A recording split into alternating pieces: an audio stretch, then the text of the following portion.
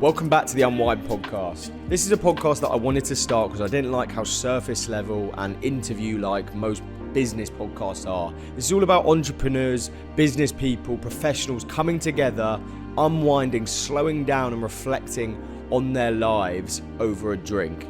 That's really, really important. I don't want it to be super formal. I want it to be laid back and transparent.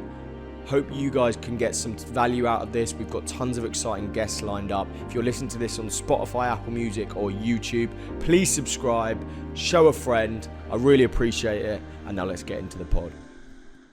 So, welcome back to another episode of Unwind. We are actually in a slightly different location to usual. I'm met by Alan Stewart, who has had an incredibly extensive career. Chief Financial Officer of Tesco, M&S, Thomas Cook, to name a few. We're going to go through, his whole life journey, and I've got tons of questions I want to ask as a business owner myself. But Alan, welcome to the podcast. Thanks very much, Lucas. Good morning, and thank you for giving me the chance to answer some of your questions today. No problem at all. Well, I guess firstly, I'd actually like to apologise, because I don't know if this is a story you actually know of, but years ago, probably about 6 or 7 years ago, so those listening, Alan is actually the stepfather of George, who's a good friend of mine that I actually live with. I remember we actually you very kindly invited George and a few of his friends, me included, to a box at Lord's. I think was Tesco. Was it with Tesco?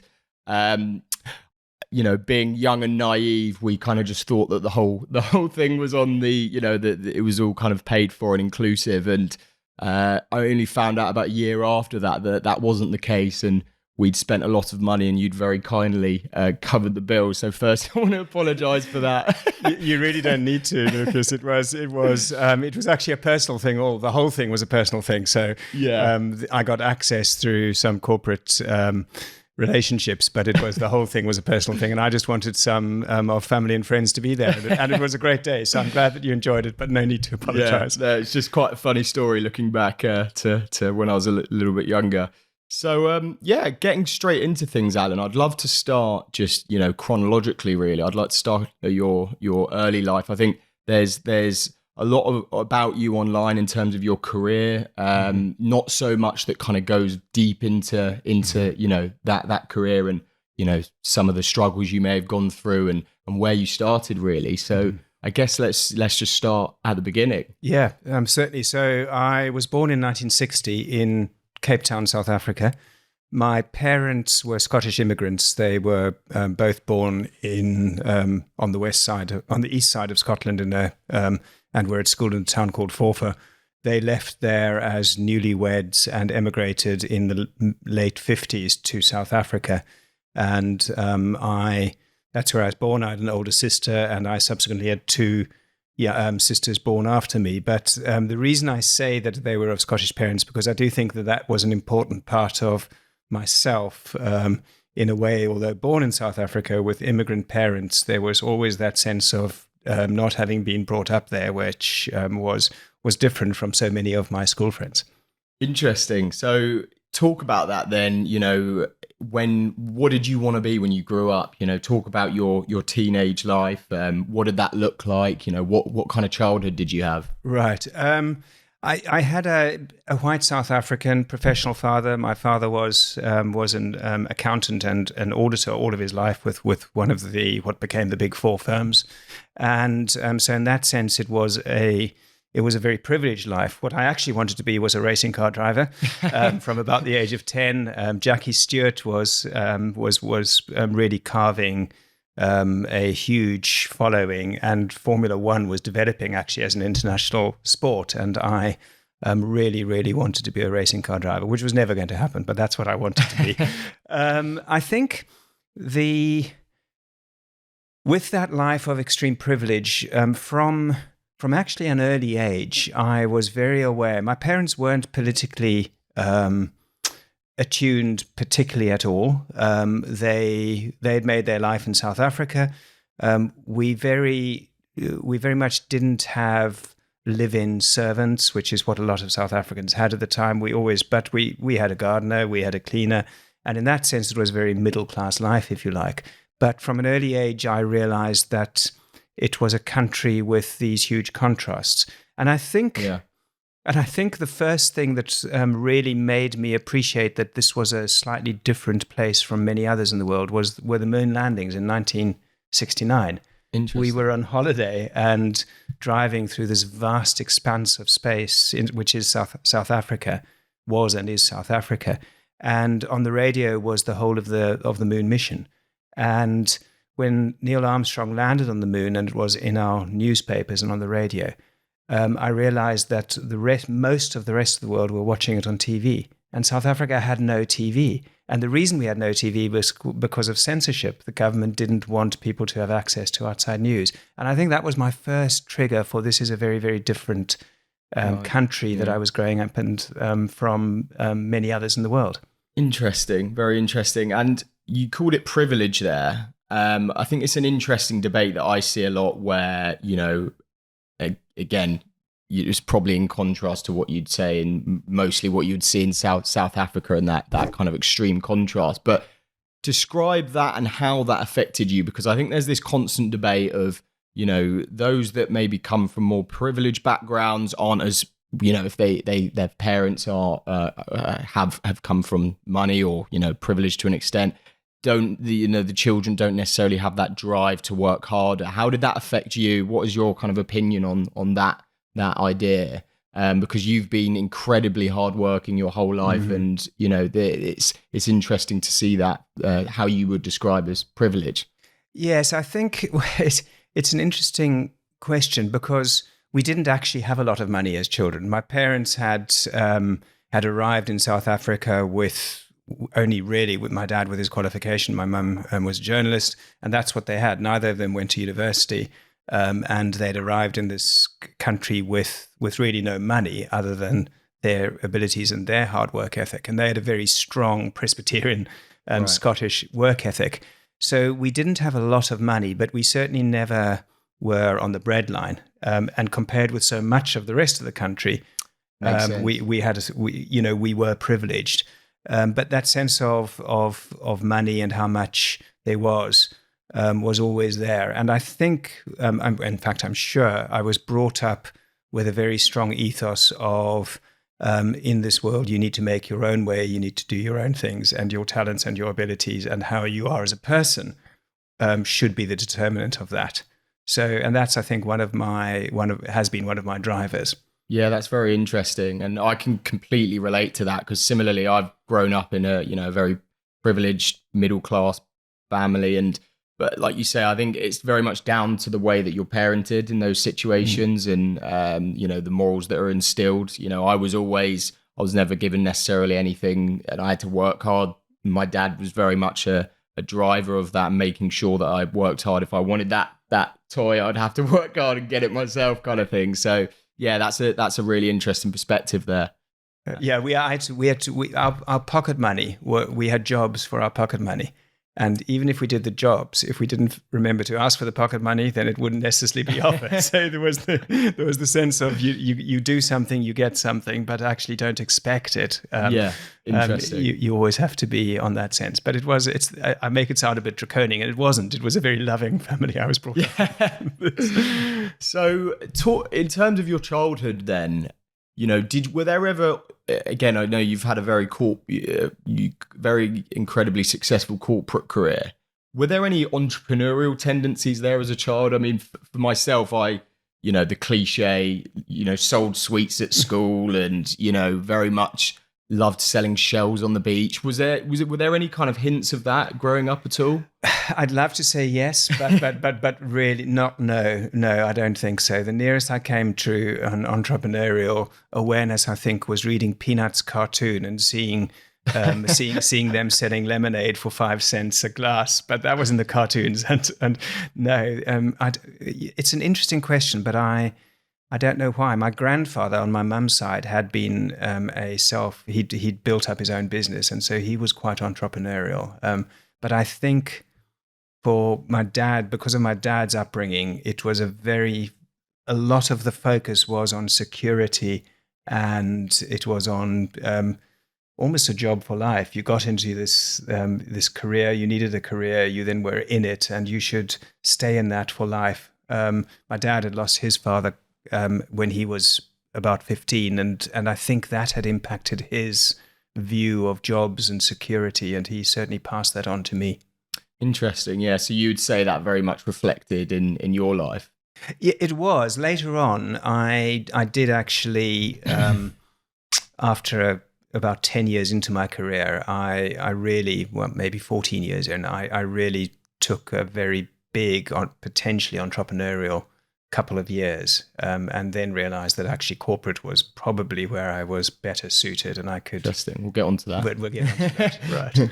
Cool. So talk about your early, you've gone through your teens there and growing up. Talk about, went to university, and then talk about your kind of early career. Yeah. In your 20s. I guess, I think the important thing through my teens in South Africa was there was this, because of the political situation in South Africa, and South Africa had effectively, on its borders, it had war with, in Angola, in the then Rhodesia, and increasingly actually from about when I was 15 or 16, there was very significant unrest in the country. And that I was very politically aware, and I certainly was very anti the system of government. But because I'd been born in South Africa, and my parents had decided that I should therefore be registered as a South African citizen, I was eligible for national service, which I totally disagreed with. And so that hung over most of my latter school life, and I was not going to do national service in South Africa to support a political system which I was totally against. So I then really was faced with quite big life choices, which determined partly my career and my university studies. So I studied in South Africa, started articles, or as it was called, to qualify as an accountant.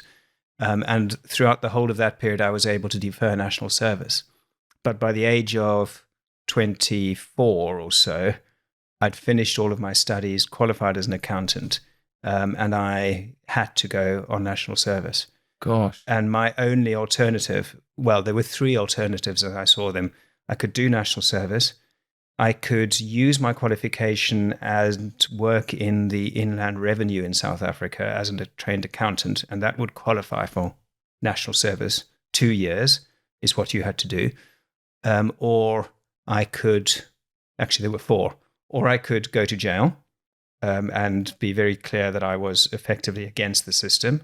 That would have been 6 years in jail, or I could leave the country. And so there were quite stark choices for me as a young, politically aware, early 20-year-old, married actually as well by this stage. Oh. And I really was clear that the only choice that for me felt the right one was to leave the country. So that really determined a lot of my career thinking. And as an accountant qualified with Deloitte's in South Africa, I was able to transfer and get a job offer with Deloitte's in the UK. And I left South Africa actually 3 days before I was due to go and report for my 2 years national service. God, that's unbelievable. I had no idea that was the reason you'd come over to the UK. And obviously that overbearing nature of having to, thinking you were going to have to go to national service. God, I can't even imagine what that must have felt like. And you said that very much influenced at first becoming an accountant. You thought that maybe that would mean you wouldn't have to. How do you think, if there wasn't that overbearing nature of something of that magnitude, what do you think that would have altered the path you would have gone down in terms of career? I think it probably would have. I was very keen as an early 20-year-old, maybe even a late teens, to travel and do a lot of travel in the world. I didn't feel that I had the ability to do that. I didn't have much money. Didn't have the ability to work and save and travel as a young person that a lot of other people had to do. And I also had my dad saying to me, and I'm not blaming him, I'm just saying what he said. He was very, very cautious about taking time out from your career. And Right. even when I qualified as an accountant and was going to, I suggested and started speaking about maybe my wife and I would travel for a couple of years, work in different places around the world as a qualified accountant. His strong advice, which actually I followed, was don't do that. You'll struggle to get back into a job afterwards, and. So I do think that my career might have gone in a very different way. I've got no regrets, but I never did that traveling and that really chance to explore the world as a young person, which I think I would have done. Yeah. I mean, what's exciting is, and we'll get onto that, but you've obviously worked hard your whole life, and it kind of looks like this is now the opportunity to do that traveling and enjoy yourself finally. Yeah. So moving on then, was that, you said you moved, when was the move to HSBC? So I came, I think it was about 1986 that I came to the UK to this job with Deloitte. For various reasons, within about 4 weeks of starting, I realized that was not going to be where I wanted to put my career. Up until then, I'd actually had as a career thought that I would work in a professional firm, be a partner, and that would be my life, very much like my dad's life had been. But for a number of reasons, I decided very early that wasn't going to be the case. And I'd done a thesis in South Africa, a master's dissertation on finance, and tested some empirical stock exchange pricing. I've been very interested in capital markets from South Africa. So I wrote off to about 60 different merchant banks, as they were then called, just with my CV, no experience and a CV. And most of them never answered, which is fully understandable. I think 3 answered, and I got 1 interview, and I got a job with a bank called Samuel Montague, actually, which was part of Midland Bank at the time and was a merchant bank. Now you'd call it an investment bank. And I joined there, and that bank subsequently became part of HSBC. So I had a very, very enjoyable, very intense 10 years with Samuel Montague / HSBC Investment Bank. Interesting. And I remember, doing a bit of research into you and looking at your career at HSBC. Something I came across in your CV was, in 5 years going from a junior to director of a bank. Talk about that, and how on earth did you manage that? Well, it was a different time, I think, is probably one thing I'd say. I was very, very fortunate in that the bank that I joined was one where there wasn't a sector specialist. There were about 60 people in the department, which was called the Corporate Finance Department.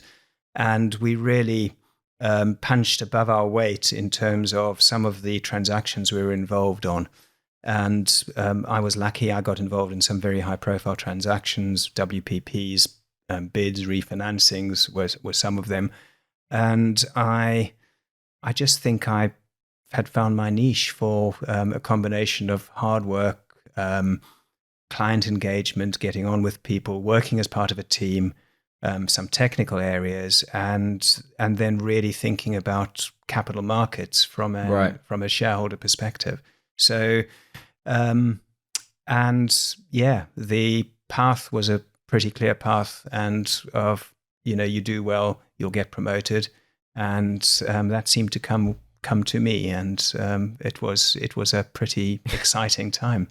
Yeah. Crazy. It must have felt like a bit of a whirlwind suddenly. That kind of progression. But it'd be interesting. Obviously, it's a very high pressured industry. Talk about how you dealt with that pressure in those early years. Not with not much experience. How did you deal with that? I think I've always been. I think I'm lucky in that I'm able to think about things that I can change, that I can influence, that my efforts will impact, and realizing which things I'm not able to influence. And and therefore I've focused on and been able to focus on things that are within my control, if you like, and within my influence. I'm also able to separate what I'm doing in one place from what I'm doing with the other. So for me, going home, and remember, this was a time before there was email, before there were all of the easy communications that we have today. So the divide between home and work was much more severe and much clearer than it is in today's world.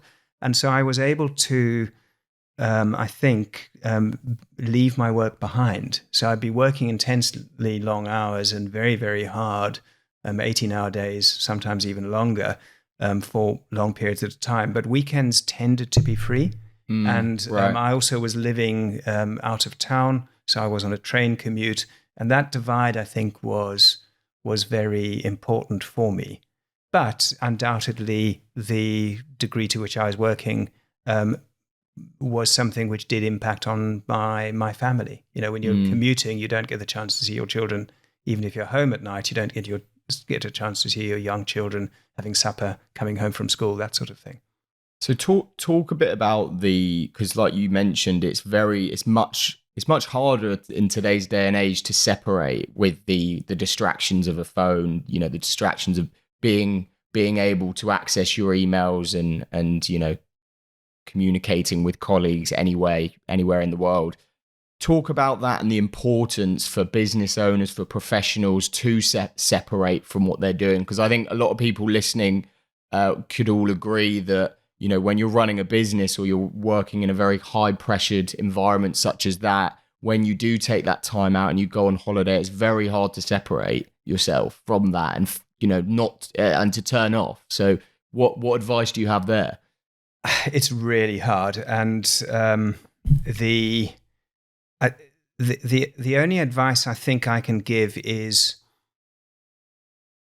and I say this because it's worked for me, is find what works for yourself. If the answer for you is to turn, and this isn't the case for me, is not to look at your phone from say 9 a.m. in the morning to 5 p.m. at night when you're on holiday, then just do that and stick to that and don't feel bad about it. I think the other thing, though, which is really important, is to recognize that you need to be in the moment of where you are. So if you're with your friends, then you should be with your friends. If you're with your family, you should be with your family. And then don't become, easy to say, but don't become that slave to your device. But it's much more challenged today than it was when we were talking about working at the bank. When I went on holiday, you prepared holiday notes, you handed over the work you were doing to different people of your colleagues, and you sent a contact number where you were going to be, and if you were lucky, there was a fax that people could fax you information if it was necessary. But you just had that divide all the time, and that's not the way it is. So I think you just need to work out what works for you. For me, I've discovered that actually dealing with emails throughout the day is probably the answer, but certainly by no means at all times.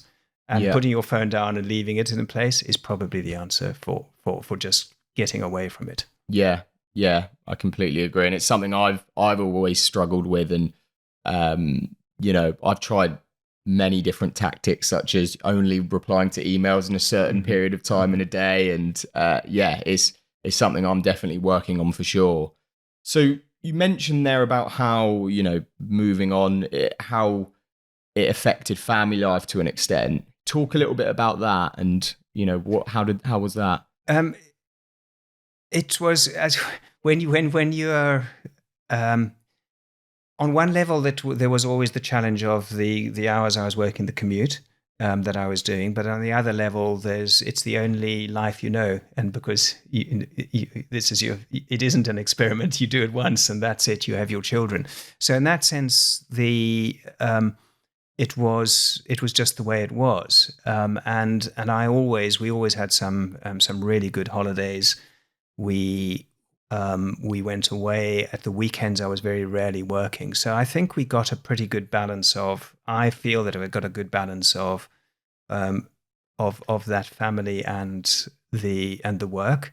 But I do recognize that it was in a different job with a different living in a different place, maybe closer to work with different hours. It would have been different, and it's on one level, it's a recognition that I missed out on something. Yeah. Yeah. And it's that acceptance of that. So what advice do you have then for someone, a mother, a father who is in a high pressure job, time intensive? What advice do you have for them who, feeling guilty about maybe missing some of those moments with their young children? I think the guilt is understandable.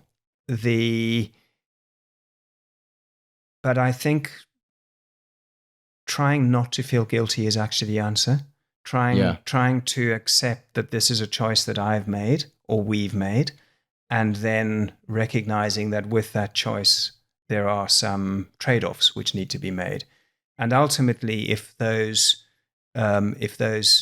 choice creates too much tension, too much pressure, then it's within my gift to change it, and I have to change it. I either have to change my view of what of what I want, or I have to change what I'm doing such that what I'm doing is what I want. And I think that's always been for me, an important part of thinking about my career has also been that recognition that actually I'm the one who's in charge of it. I'm the one who makes the decisions, and the only person who really can do that is me. And the only person who will do that is me. Yeah, no, that makes complete sense. That's really interesting. So HSBC, we just spoken about. What was the next chapter of the journey after that point? I guess so. Age 10 years in the bank, really enjoying a lot of it, but probably not feeling fulfilled.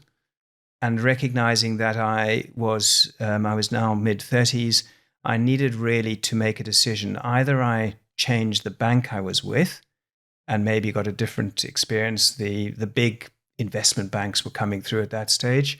That was an option. Or another option was to go and work on in the corporate side.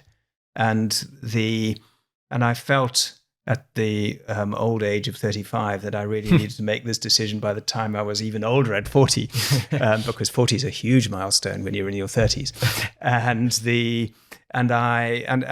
I was mulling those over, and then I got approached by a client of mine, of the firm's, who actually asked me whether I would consider joining as CFO of this tiny travel business, which had just been formed, and that was really the trigger for me. I decided, yes, I would do that. The bank actually, for a couple of years afterwards, kept on trying to tell me, "You've made the wrong mistake. You've made the wrong decision. Come back." But I was very clear that this is what I wanted to do, and that took me into the corporate world. It was exciting. It was a startup. We spoke about entrepreneurial earlier. Yeah. So in a sense, it was quite entrepreneurial. It was risky. We were starting a charter airline off the back of a couple of very small tour operating businesses backed by private equity. And actually the business was out of control and out of cash as I joined, but nobody knew it. So it proved to be an incredibly hard but challenging, but hugely rewarding from an experiential perspective, 2 years with flying colors. Very interesting. So talk about some of the hard moments there. Does anything come to mind? Any stories? Any kind of, I know it's... Yeah, look, I think the realization that things aren't... Any job you go to, one thing I've learned is that it's never quite as people have told you it's going to be. And sometimes that's deliberate because it's actually worse. But sometimes it's just that perspective from the other side is different from somebody coming in new to a job. And that's understandable. So in this case, I'm quite sure that things were a lot worse than anybody realized them to be. But that realization, and that first realization that actually this business has no idea what its cash is, position is, the business is out of control, and actually it's about to run out of money. Right. And I've just left a pretty secure role where I'd been for 10 years with people who I knew and respected. That realization is something which I can bring back very strongly. But then the sense of, well, I made the choice to come here. It's up to me now to sort it out and work with people and fix it. The other thing that comes to mind is, as part of that, was the business had a back office up in Bolton. So it was based down in London, but up in Bolton, just outside Manchester. And there was an England, it must have been the Euros. At that stage, I knew nothing about football, didn't follow football, so really had no idea what was going on in the football world. But I'm sure it must have been the Euros in 1996, I would think, or 7, around year then. I was born. All right, so you can tell me, Lucas, what it was. You'll remember it much better than I do. And England were playing, and I was there working on an afternoon, and the office was empty, the streets were empty, and everybody was watching the Euros, and it felt quite surreal. I felt that the world had ended, and here I was working away on trying to get this company sorted. Very, very primitive email at that stage, the dial-up email that you had, and incredibly primitive communications. And here I was working, and nobody else cared about it because they were all watching football. Love it. So a thing that really stuck out to me there was when you said I'd made the decision, and that is on me. I'd made that decision. Talk a bit about the idea of not only self-awareness, but knowing that the risk of going into something like this. How important is the risk in taking risks in your career, compared to what something you've come back to a few times, is that idea of security, doing something like that maybe was slightly out of the comfort zone. How important is that for people to do? Well, for me, it's been one of the most important elements of my career choices. I have left a number of jobs, actually all my jobs I've left of my own choice.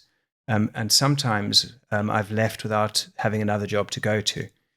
So, and I've done that with the full knowledge that I've thought about it carefully. And I think that's the essence of for me, of how I approach decision making more generally, not only in terms of my jobs and careers, but it's actually about decisions that are made in the corporate sense and on a personal level. Is if they're important decisions, then they really deserve a lot of examination and a lot of thought, and I need to factor into that decision as much as I can. But there will always be incomplete information, and there will always be uncertainty about the future, because that's the nature of it. Yeah. So then, having made that decision, then it has to be the decision which is the right one, based on all of that analysis, that thinking, and the step that I've taken.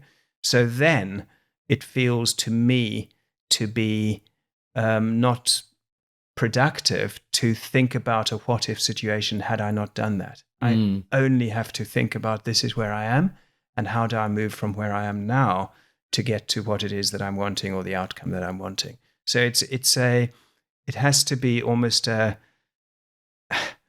view where regrets aren't there, because I've made the decision. So, and with that decision comes the responsibility of following through with it. And I have accountability. And I just have a very strong sense of, if I've I've started, so I'll finish in life, right. and those sort of things. So it's but important is that thinking about things and trying to think through possible combinations of and outcomes. And that's the other element is I always try to think through on big decisions, whether they're for myself or for the business I'm with, what options am I, or what routes will I not be able to follow if I take this decision? So it's an optionality view of the world, which says, what won't I be able to do? And if there are more potential outcomes through the action than just a single one, then actually it often is a better decision. So it's looking at the negative, not in a negative sense, but looking at those what ifs that don't happen or might not happen if I make this decision. Yeah. So it's calculated and being realistic to an extent. Yeah, that's interesting. So how did this journey then come to an end? You mentioned that they were very rapidly running out of money. Talk a bit about that and how did that end? So we ended up with being refinanced twice, which we had a number of private equity shareholders. There were six or seven, I think 7 shareholders, all private equity, but very, very little capital. It was a small business and for a number of reasons needed lots of backers. And they'd put money in to form the business 6 months before I joined. First refinancing is always easy. They put their money, well, it's difficult, but actually they will follow it. The second one, they really don't want to do. And so we went through the second one, but they had to. They were either going to lose everything or they had to follow through. So they put the extra money in. And as part of it was the decision that the business would be sold as soon as it could. And the business, actually, we joined it thinking that we would build it and sell it. So that was absolutely consistent with the original plans anyway. And we ended up selling it very successfully to Thomas Cook, who actually were, and they didn't know this, were the only logical buyer and in fact the only buyer that was there. But we sold it at a price which private equity people got all of their money back and made a bit of a return. The people who'd worked in the business got some return for it, and I ended up working for Thomas Cook, and that was even the more corporate part of my career took off then. That's very interesting because, like you say, you mentioned going from your position at HSBC to maybe, like you said, going to something a bit riskier. And more of a startup land, as it were. And then weirdly, that decision was a ripple effect to you actually going into, an incredible opportunity at Thomas Cook and something that actually pushed that corporate career even more so. So talk a bit about that your time at Thomas Cook then. How was that? Well, I didn't want, having joined, I then resigned very shortly afterwards. Interesting. And because I went to see the MD. I was treasurer of Thomas Cook at that stage, right? And I'd moved from a much bigger business, but I felt it was a much narrower role. And I went to the MD, as he was called, the managing director, and I said I really felt that I wanted to leave, and he asked me the reasons, and it was a narrow role, and actually I didn't feel that I could work with the CFO, who was my boss. Right. And he said, well, look, let me give you some advice. He was an older man. Let me give you some advice. I think you're better to be in a job, looking for a job, but why don't you stick around for 6 months, fully supported? If you want to start looking, I will support you, give you all of that, but stick around. And 3 months later, he made me CFO of Thomas Cook. So he clearly had some thoughts. And Thomas Cook at the time was privately owned in a very, very introspective business, very focused on itself, very focused on the small things, rather than strategically, I felt, where it could go. And it was a time of a lot of change in the travel sector, which Thomas Cook was part of, but equally Thomas Cook was massive in financial services and travel money. Travelers' checks were invented by Thomas Cook, and the traveller's checks business, which none of your listeners will know what a traveller's check is, but it was a way of getting secure money, which was like cash, but not cash, right, when you were on holiday. and massive financial services business, and that was also going through huge change. So Thomas Cook was two very separate businesses and needed a lot of strategic change and direction. And I suppose I came in and rattled the box a bit in terms of thinking and strategic thinking. Interesting. And that was a very exciting but very busy 4-year period with Thomas Cook. So I know it mentioned in your CV that there were 3 shareholders with very conflicting views. How did you deal with that? Because I think there's a lot of value there to listeners. I've been through it myself. I know several other business owners that listen to this podcast have been in similar situations where they're co-founders and they've had conflicting views, and it's led to separation of them. How did you deal with that situation? I guess the important thing is, I think, to focus on the business and what's needed for the business, and try to then set out as clearly as you can what that opportunity is and what capital will be needed for that and what support will be needed from the shareholders. You have to recognize that they will make their own decisions, though. And depending on the capital structure, how much they own, that will have a greater or lesser impact on you as a part owner or as an executive in the business. And so that's what we did. We spoke about the opportunities, spoke about the need to, frankly, separate the business, showed them how we could do that from a structural perspective, and then said, but it's your decision. And really that's how it ended up. I think that helped clarify and certainly helped the strategic development of the business. But ultimately, you have to accept that decision that they make will be theirs. And there's a limit to how much you can influence them for it. I left Thomas Cook because I felt that the shareholders, and this were different shareholders actually a few years later, were just not going to do what I felt was needed for the business. And so that's why I chose to leave. And that was my decision, but I felt I'd done as much as I could to show them what I felt was the right answer. No emotion about it, just a really clear sense of this is what I think. And I remember that leaving conversation with one of the shareholders' chief executives in Germany, and it was a funny conversation because he was playing back what I said, and he said, "This is what you think," and I said, "Yes, that's what I think," but they weren't going to do that, and so I chose to leave it.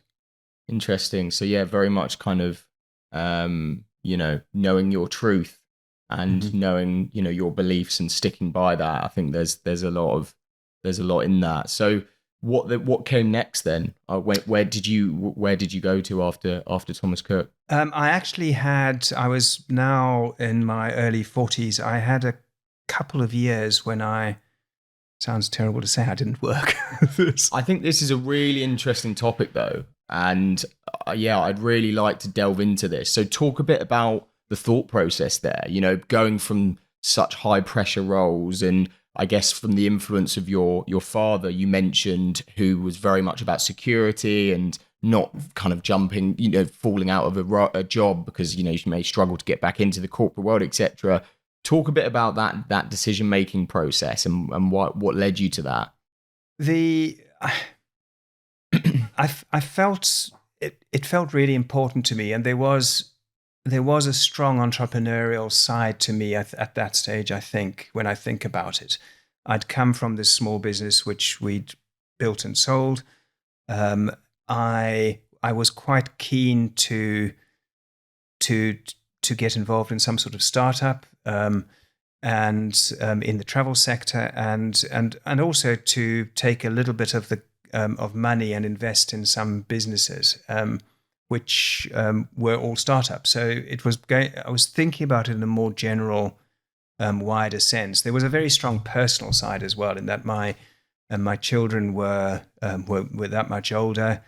My marriage was not in a good place, and there was a real sense of actually take some time and just step back from all of the pressures and and opportunities and enjoyment which work can give, but just really focus on maybe doing things differently. And the first year of that, actually, I spent a lot of time taking my children to school. They were early, I guess, around 10 through 12 or 13 at this stage. And really just focusing on that part of it, enjoying being, we lived out in the country, enjoying being there when the sun shine. And I got, I've always been very lucky to be reasonably fit, but I actually did more exercise and got fitter.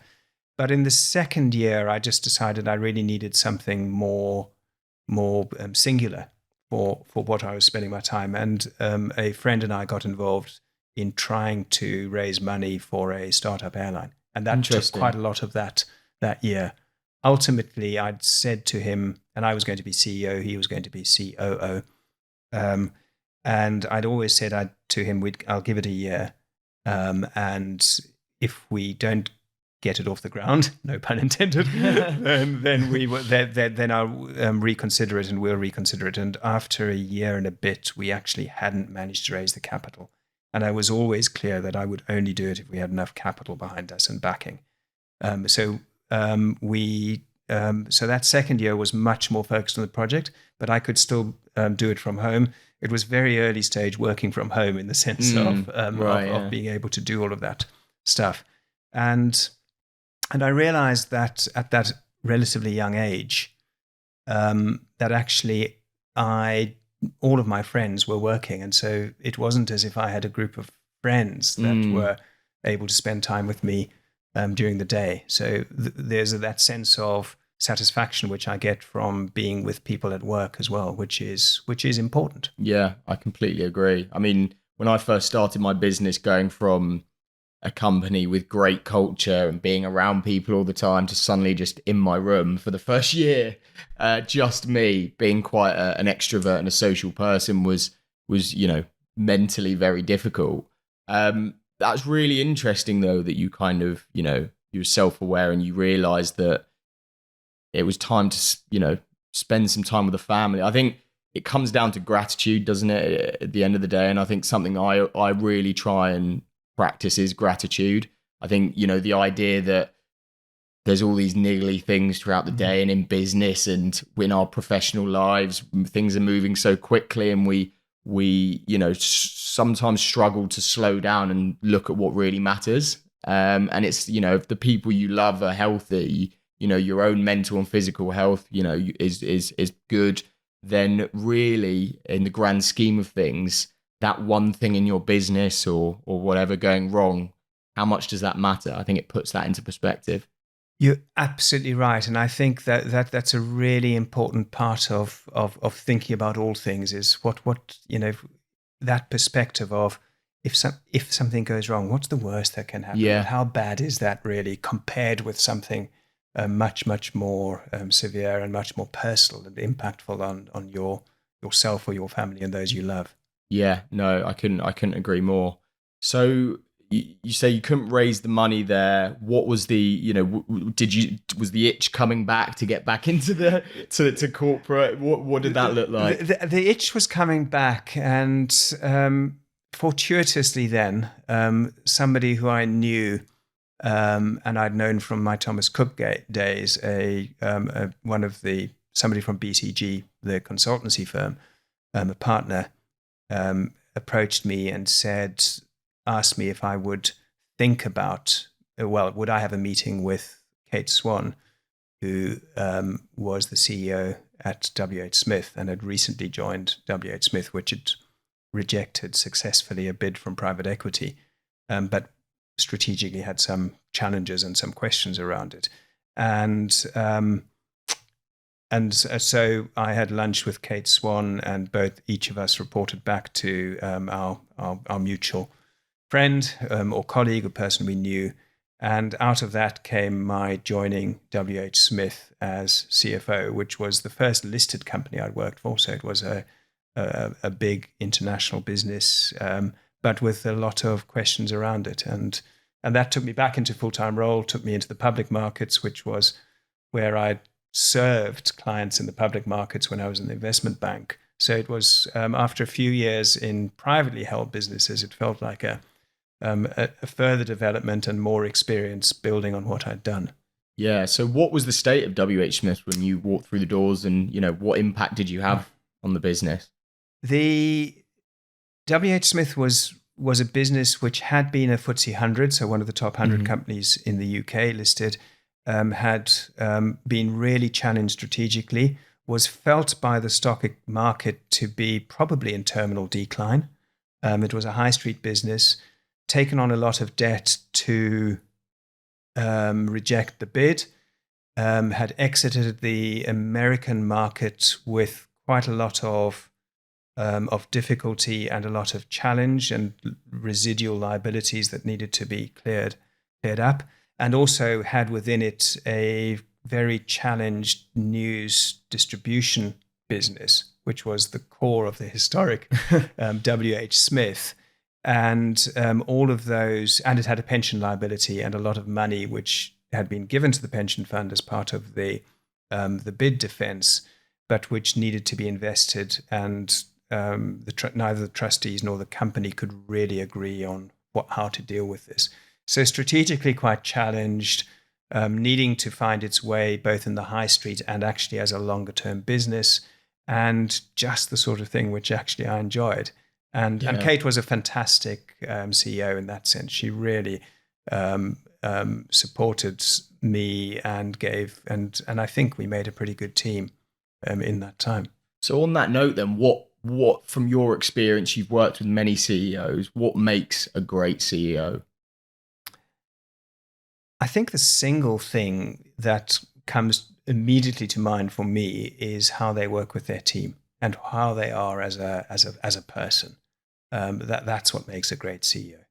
Of course, there's all the attributes that you would go with that, and different people play to different parts of those attributes. But ultimately, it's about how you are as a person and how do you get the best of a group of people, probably with diverse and disparate backgrounds and skill sets, and really meld that to be a great team. Yeah, no, interesting. So how have you, on that then, because I want to dive a bit deeper into this, because again, this is this is learning for myself. I've got a small team now, and like anything, I'd never managed before, and then it's something that you kind of learn as you go, and you find what works for you. And there's things that I'm learning about people, and optimizing on what motivates them. What kind of actionable things can business owners and CEOs that I guess implement that you've seen work really well? I think the most important is to start with yourself, understanding yourself and how you best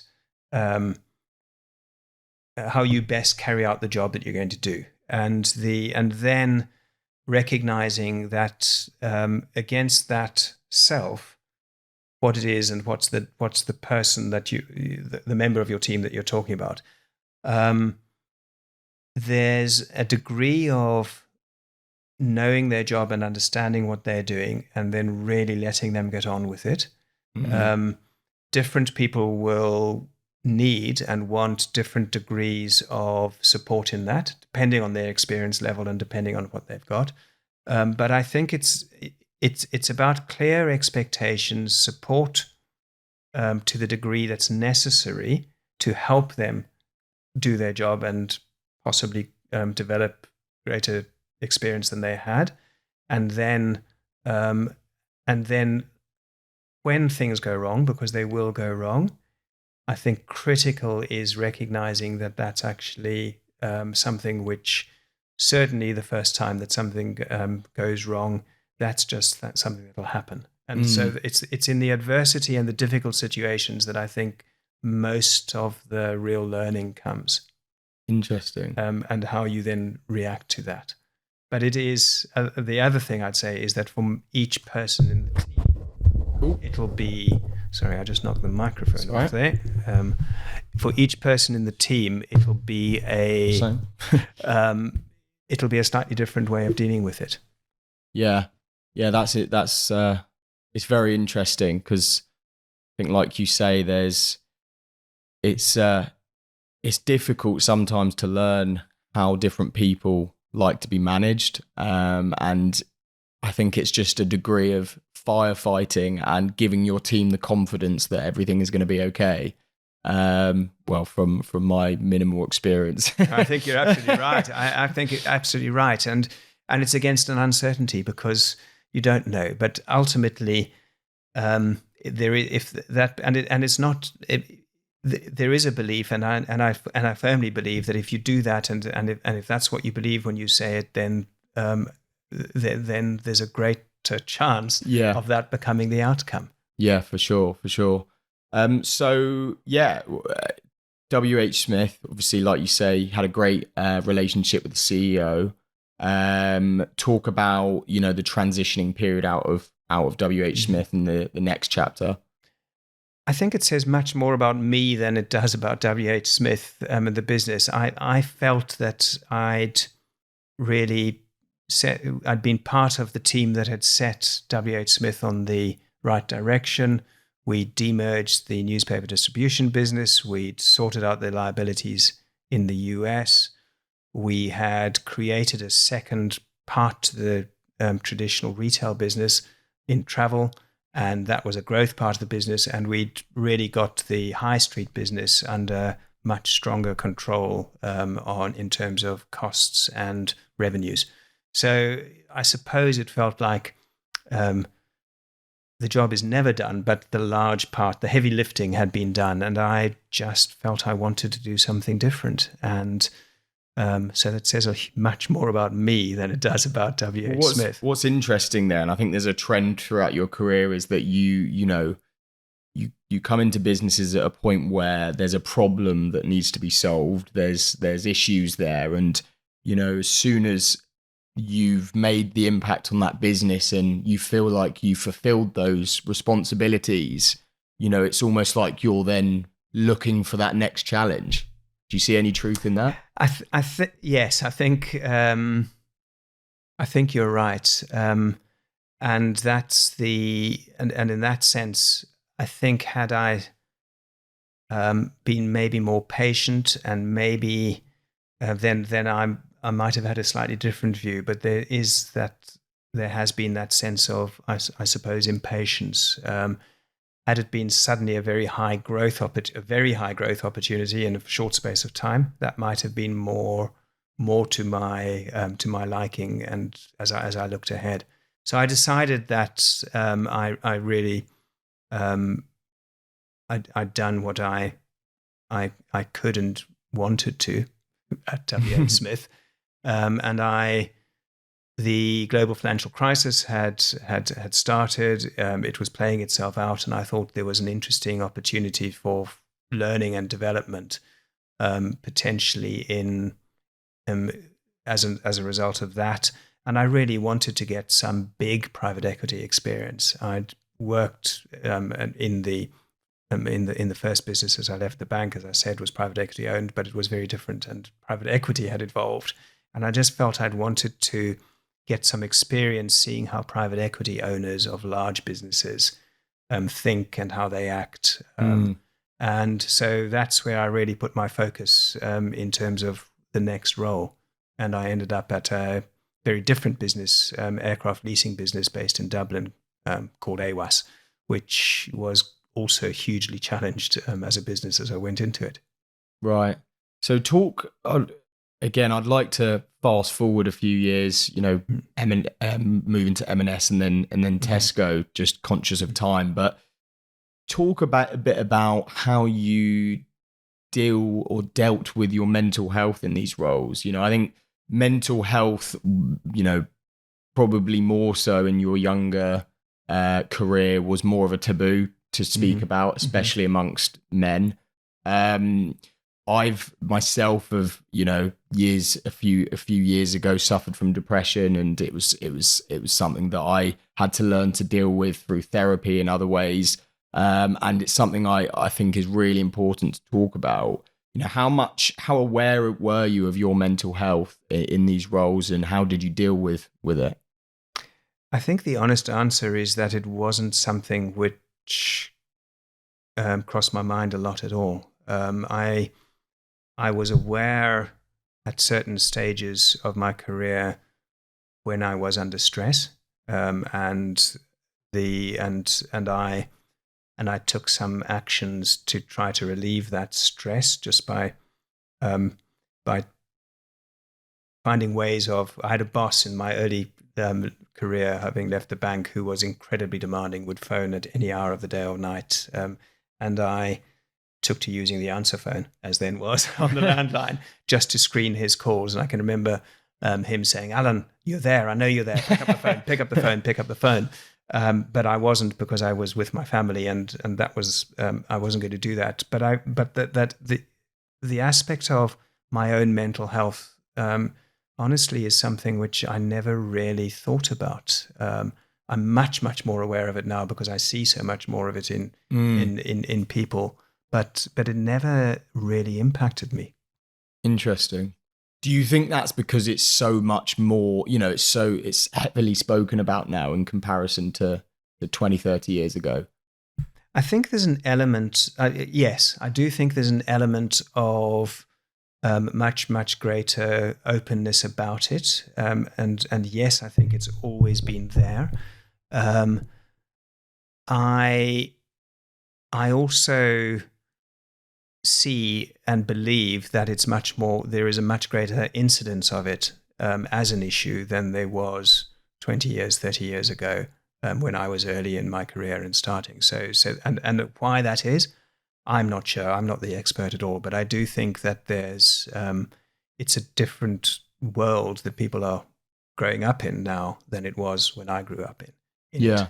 it. But I absolutely agree that taboo and non-communication about it was there, and it's much better that we are now talking about it and we're now dealing with it. Mental health is undoubtedly one of the major challenges that Absolutely. we're all facing now. Yeah, I couldn't agree more. So moving on to your time at M&S, then talk a bit about that.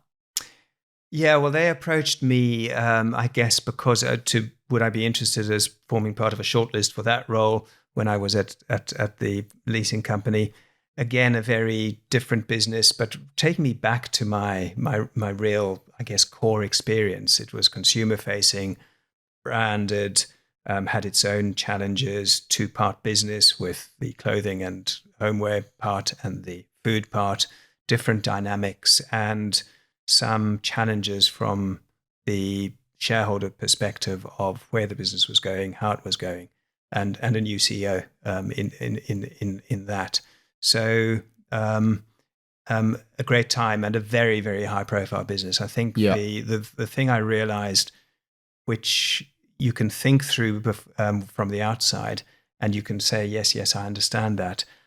You can't understand it until you go into a business like M&S, and you just realize that media attention and the fact that, for reasons which are perfectly understandable, everybody feels they own a part of M&S, and it is part of them.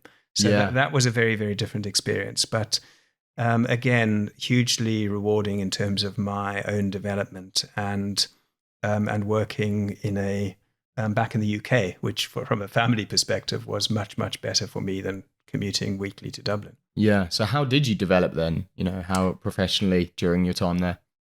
You'd have to ask people around me to compare me from when I started to when I finished. But I think it gave me a much greater awareness of the impact that corporates and big corporates have on community and society in general and the environment. And that sense of corporate responsibility was something which I really became aware of, the ability to use that within your business and satisfy your shareholders, but also all stakeholders. So M&S was very early, and all credit to them, into sustainability. They had the plan A because there's no plan B. long before I joined, Right. but it was deeply embedded in the business, and the sense of values of a business and how those values are important not only to people working in the business, but actually everybody, and the way the business is seen and behaves, is probably what I learned most at M&S. Yeah, that's interesting actually. So talk a bit about that, how important it is as a business to stand for something, to have values, to have, I guess, externally and also culture pillars of the company. Talk a bit about that and the importance of having that thing to stand for. Critical, absolutely critical. But what's critical is not the symbols and words that we use to describe them. What is absolutely critical is what's actually happening. Yeah, and the action. What is it that people feel and hear and see in the business? So how does the business at all levels live and react and behave? And that's the culture. We can then try and distill it and capture it into words and symbols, but the essence is the culture, and the symbols and words without the action behind are absolutely meaningless. And if there's a disconnect between the actions and the way that people react and interact with what's said, then that's very, very damaging, because it's a dissonance which people will feel and hear, and they'll rightly say, hold on, you say this, but you do that. Yeah. So it's that consistency and that making sure that you're kind of following through with the ideas. So moving from M&S to Tesco, then obviously, I mean, would you call them competitors? I guess you could say. How was that conversation with the CEO handing in your resignation at M&S? Talk a bit about that situation and making that transition. Yes, it wasn't easy, and it became very, very public. I think my personal thinking was, I was I think 54 at the time. I was again thinking through what happens and how am I going to spend the next 5 years of my career. I've always thought that sort of 5 years ahead. It's just been a constant part of how I've thought about things. And I was thinking about how will I do it, and M&S might be the answer. If M&S wasn't the answer, then probably in a year's time I'm going to have to be again taking my own decisions to think about something else. And Tesco approached me because they needed a CFO and they needed a lot of turnaround experience. They are competitors, and M&S, I think, felt very, very aggrieved that I was leaving when I did. And they very publicly put me on gardening leave, which wasn't something I'd necessarily wanted at all. I fully understood the expectation that if you're moving to a competitor, you should be have a bit of a cleansing period where you're not involved with either. As it happened, I then was sent into Tesco halfway through that period, because Tesco had its own very, very public challenges and issues with its accounting. Yeah. How did that make you feel, being put on gardening leave? It's what I'd expected. So it wasn't a surprise. And in a way, I probably felt it was the right answer. I felt that whilst I'm perfectly able to keep things separate and I wouldn't take any knowledge that I had of one business to the other, that period of separation was what I'd expected. So I was actually ready for it and not unexpected at all. Yeah, interesting. So coming into Tesco then, a monumental challenge awaited. Talk a little bit about the situation that you came into there, and how did you approach that? Because of the situation, the new CEO, Dave Lewis, had joined 3 weeks before I started, and he and I had never worked together. We'd met, I think, once, maybe twice, in that period before, when I was on garden leave and before he'd started. But frankly, neither of us were in the business, so it was just really a very short getting to know each other.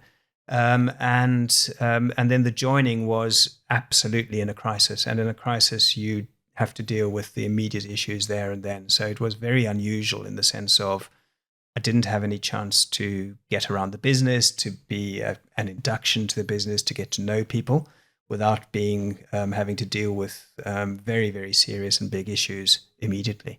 So very unusual. So that thrown straight in the deep end, and it seems like that pressure you thrive in. I'm able to work in that environment, Lucas. Maybe not thrive is a bit. I don't know. I certainly am able to work under extreme pressure, and it goes back to I guess the first years in investment banking. A lot of those were high pressure, time and pressured work, and yes, it's part of me that I'm able to deal with it. So it's a muscle, you would say. How because I want to give as much actionable advice to professionals and business owners as I can that feeling very pressured in high intense positions. Is it a muscle that you just need to train? How do you deal with that pressure? I think there is an element of muscle. I think there's an element of individual people have different elements, and most important, I think, is knowing yourself. So know how long you can work without interruption. Know how much sleep you need in order to do your job. Know how much what your food intake should be, but work it out for yourself. And then the other element, I think, which is really important, is to recognize that other people will have different needs. And so the fact that I'm doing it this way doesn't mean that all of my team should do it that way.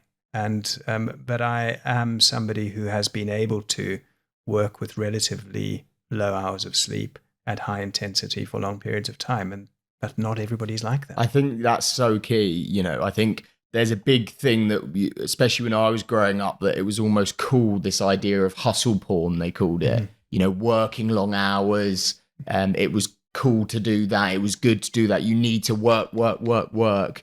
And I think that it can be incredibly damaging for some people because, like you say, everyone is different and not everyone can work at those levels, and there's no right or wrong there. So yeah, I completely agree that it's about knowing yourself and knowing your limits. And this element, sorry to interrupt, I think, I'm just thinking as we talk about this, that when I think about some of my finance team at Tesco, there was one lady there who incredibly good at her job, incredibly diligent. You never dropped the ball, could absolutely do everything. She was a young mother. She used to deal with her children and the child care needs, and then she'd work until late in the evening. And I noticed that she was sending emails at 1 o'clock in the morning, and I said, why are you doing this? What are you sure you're all right? Are we not working you too hard? And she said, no, these are the hours that I choose to work. Interesting. So that sense of choice, but actually recognizing that not everybody's going to be doing that is critical. So that's interesting that you just mentioned that, and that freedom and flexibility to allow people to work how they want to work, and that will get the best out of them. Sounded like from that situation, and especially, it's something that I'm working out currently, but we have a few employees, one specifically that, what really motivates her and what she is driven and passionate about is traveling, and, having the opportunity to work remotely for, say, 3 months a year really drives her. And that's something that we've been able to implement for her, because I think it will bring the best out of her. How important is that, in business? I think it is. I think that individual element is really important. And I think one of the great things we've learned in the last couple of years is that we can do so much more of our jobs from wherever we are than what we thought previously. I do feel that particularly for more established companies, the question is, how do you keep the culture that is there? We were talking about culture earlier. And how do you pass that culture on in a way that's consistent for new people joining compared with those who grew up in an office environment, if you like? And that's a challenge which we're going through at the moment. But But I do feel that the sense of letting people do things themselves in the way that they choose to do, as long as it's not disruptive to others around them and it gets done by what needs to be done by when it needs to be done, that has to be a better answer than a regimented approach where you have to be at your desk, your own desk, in certain hours of the day and night. Yeah, and that is a worry that, if she can do it, why can't others? And then suddenly this in-house culture that we've built, no one's there because, one thing for one person should be the same for another. So I think you're right. You've got to try these things, and if it does have an effect on the culture and others, it's we need to relook at that. But it's and the way that people are then how they make progress, if that's what the organization did, how they're rewarded, that sense of fairness is something which is important. Of course, life isn't fair, but the degree of treating people equally, I think, and consistently, is as important in business as it is in any family. Yeah, exactly. And I think that comes down to as well just knowing your team, because the consistency is key across the team. But for Molly, who's actually my cousin, her motivation is having the ability to go and travel and have that freedom.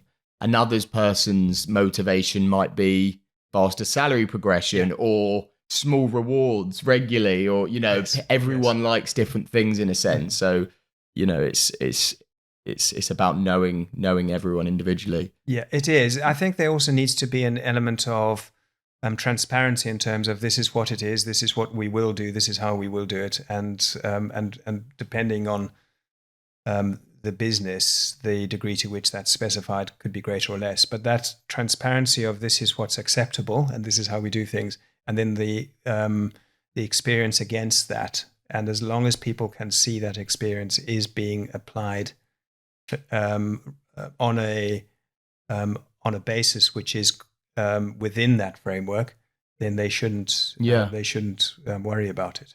Yeah, couldn't agree more.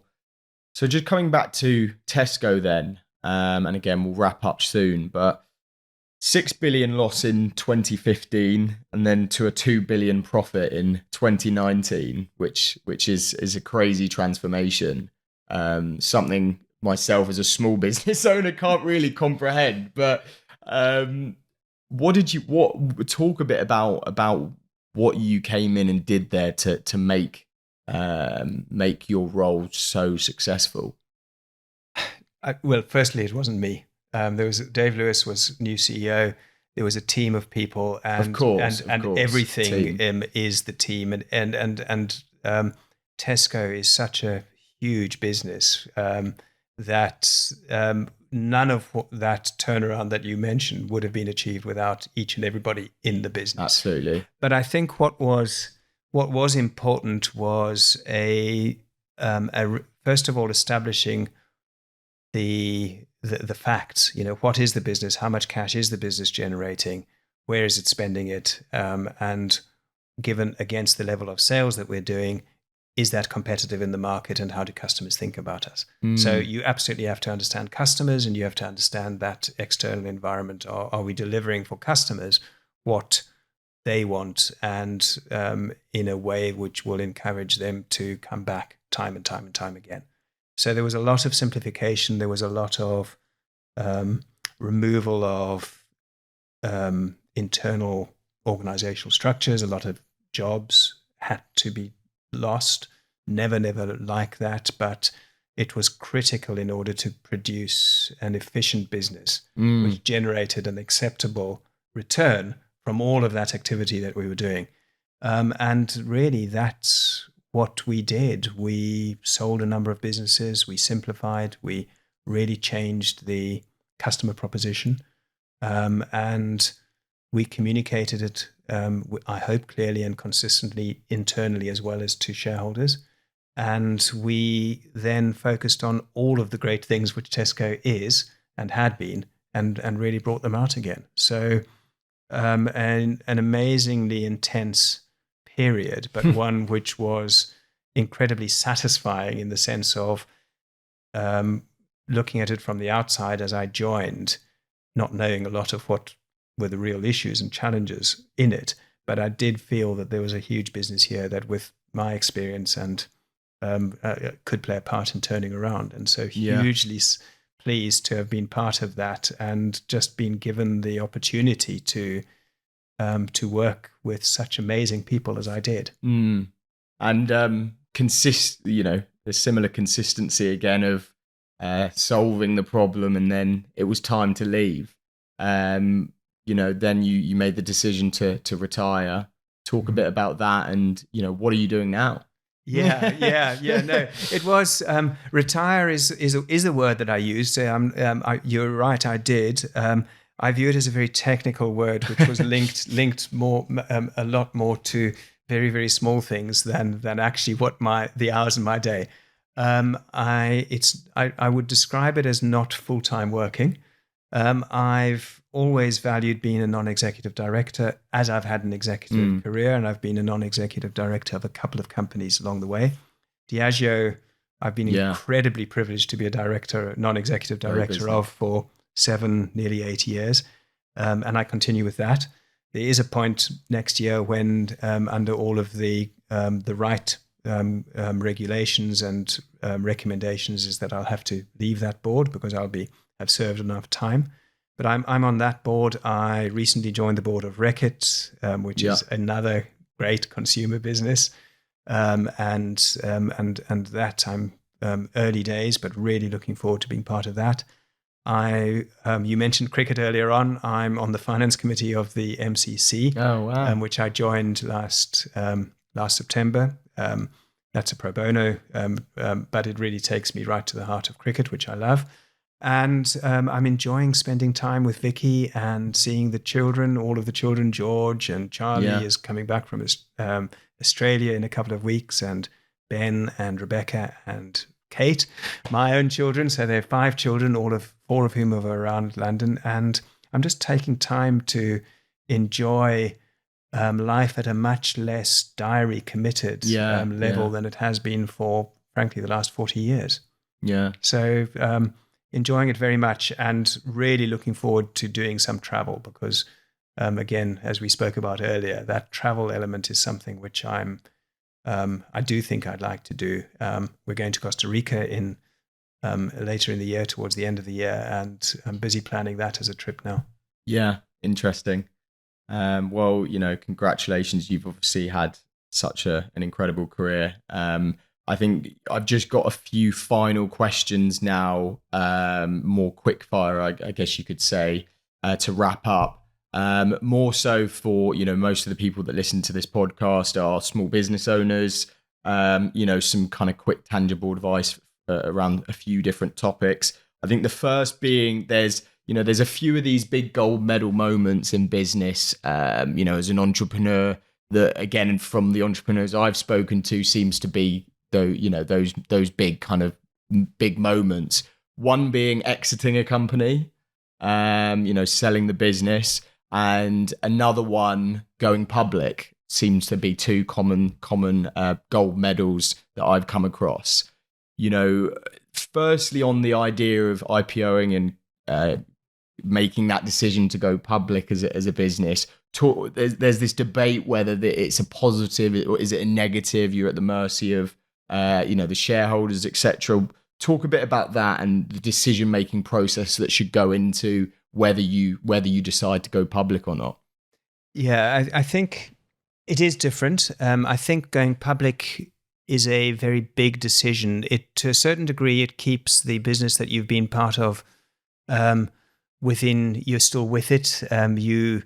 Even though you've gone public, you probably still have quite a large shareholding in it yourself, but you do have outside shareholders. It's quite disparate in terms of the shareholding base is now spread across a number of different institutions.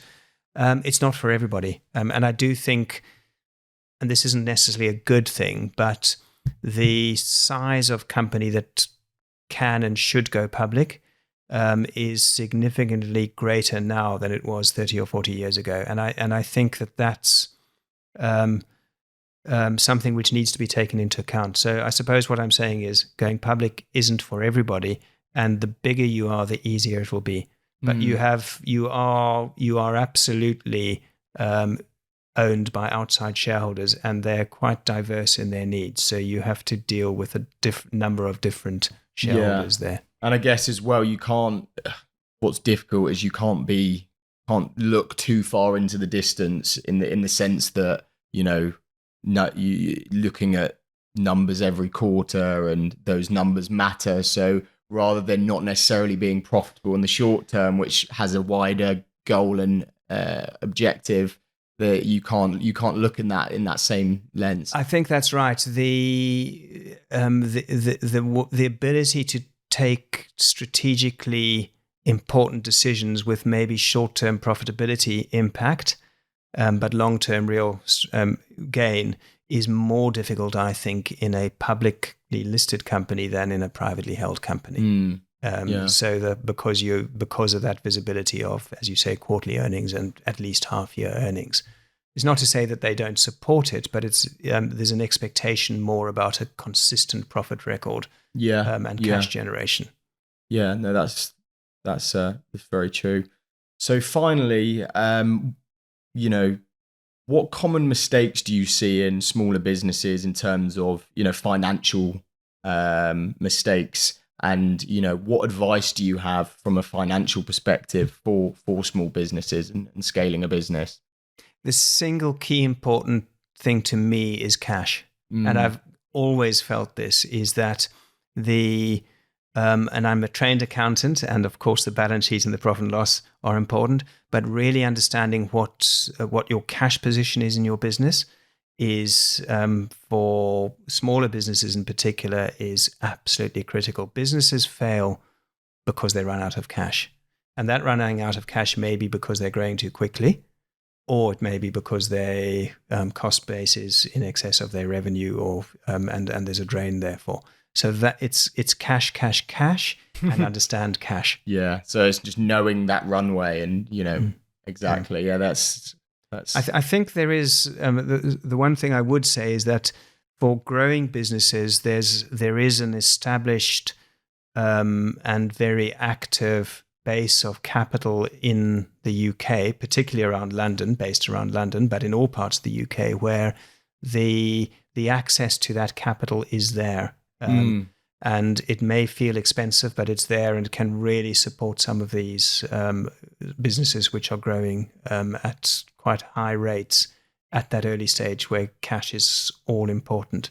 And it's a very well-established path for Series A, Series B, Series C money, and well managed. If you choose the investor who's supporting you, their interests are absolutely aligned with yours, which is to grow the business successfully. And as money is needed to have a higher valuation on the business than was the case when the last time people put money in. Yeah, interesting. So just you mentioned there about investment, Series A, Series etc.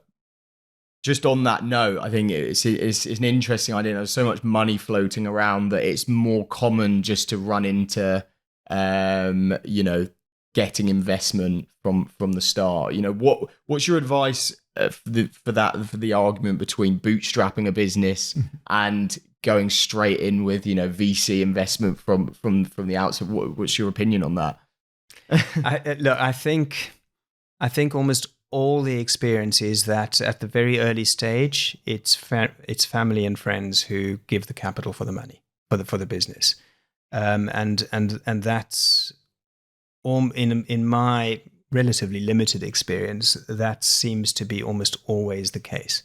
So friends and family first, then find the investor, and then that investor should be able to take you through the next couple of rounds. Sometimes they may drop out if you reach stage 3, but I think it's the ability to get a large amount of capital from an established seed investor or established early stage investor right up front is very, very challenging.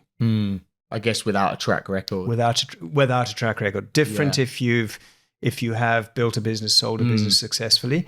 Even then, you'll still be almost required to put in some of your capital yourself. So there's that element of and people always ask, where's your money in this? Where's your money in this? And even if they don't ask, they're thinking it. No, interesting. Well, Alan, thank you so much for joining us today. It's genuinely been so interesting, and really, really enjoyed the conversation. So really appreciate you coming on. If you guys at home found this of value, please give it a like, show a friend. You can find us on YouTube or Spotify on Unwind podcast. And we'll see you on the next episode. Alan, thank you so much. Thanks, Lucas.